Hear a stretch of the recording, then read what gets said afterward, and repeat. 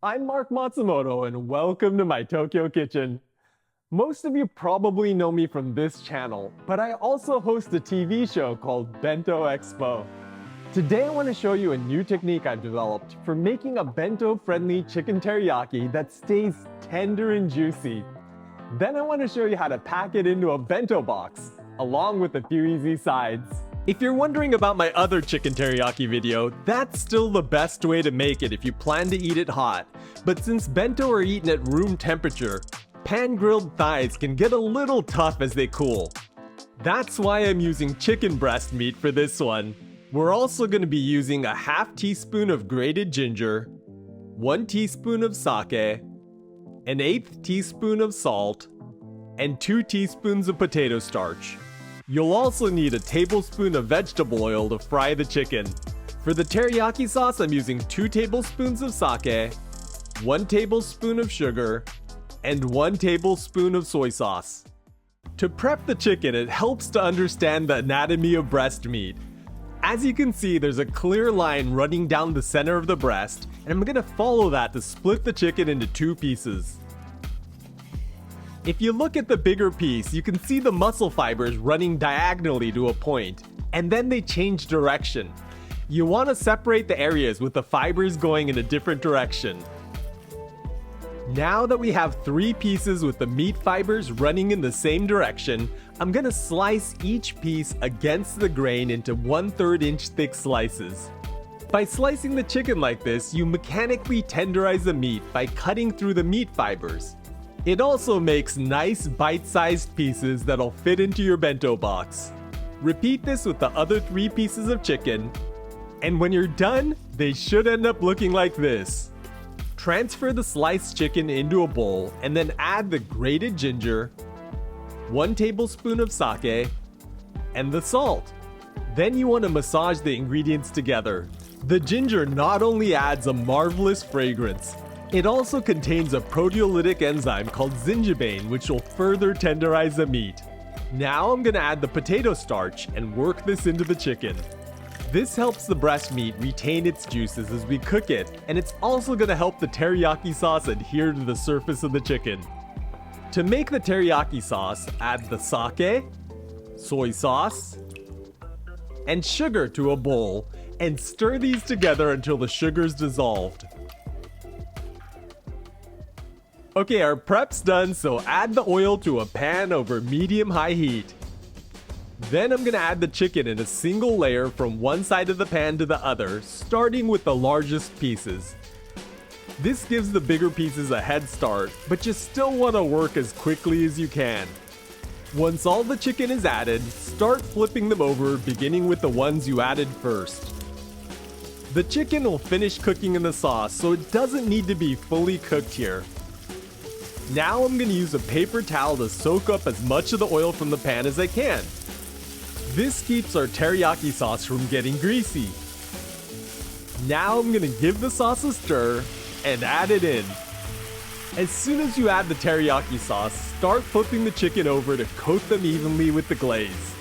By the way, if you're wondering about the alcohol in the sake, it's all burning off here and it leaves behind umami compounds like glutamate, which is kinda like a natural MSG. When there's almost no sauce left in the pan and the chicken has a nice thick glaze, our chicken teriyaki is done. Before we pack this up, I want to tell you about my online cookbook that you can check out at marksrecipes.com.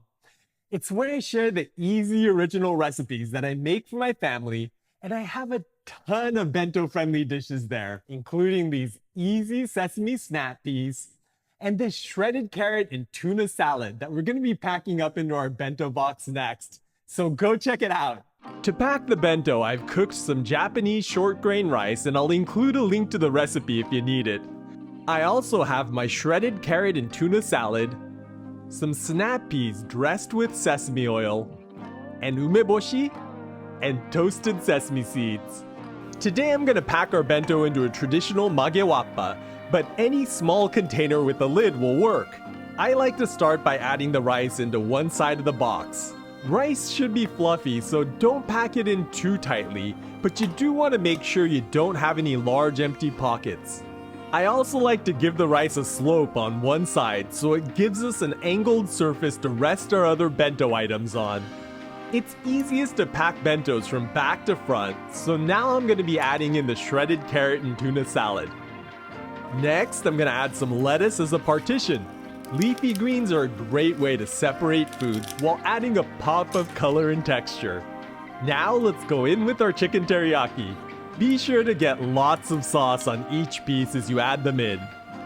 Then I'm going to add in the sesame snap peas to fill in the extra space. It's important you don't leave any gaps in your bento, or the different components are going to get jumbled up as you travel with your bento box. Okay, I still want a little more color in my bento, and umeboshi or pickled plum is a great way to add a pop of color and a tangy element to our bento. To finish this off, I'm going to sprinkle some toasted sesame seeds on the chicken teriyaki. Let's cover this up with a lid, and our bento is ready to go. That looks colorful and delicious, and it smells amazing, just as a bento should. So let's try it out. Itadakimasu. All right, I'm gonna go in for a piece of chicken teriyaki here first. It's just glistening with that beautiful teriyaki sauce.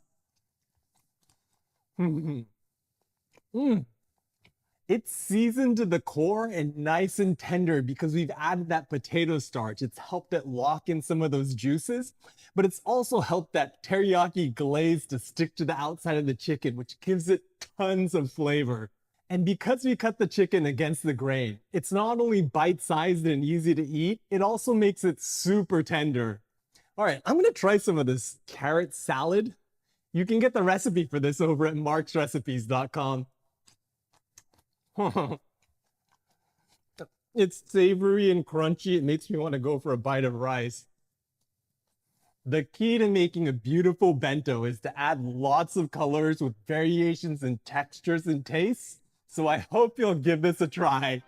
I have a ton of bento-friendly recipes on this channel, so check out this playlist for more bento ideas, and I'll catch you in the next one.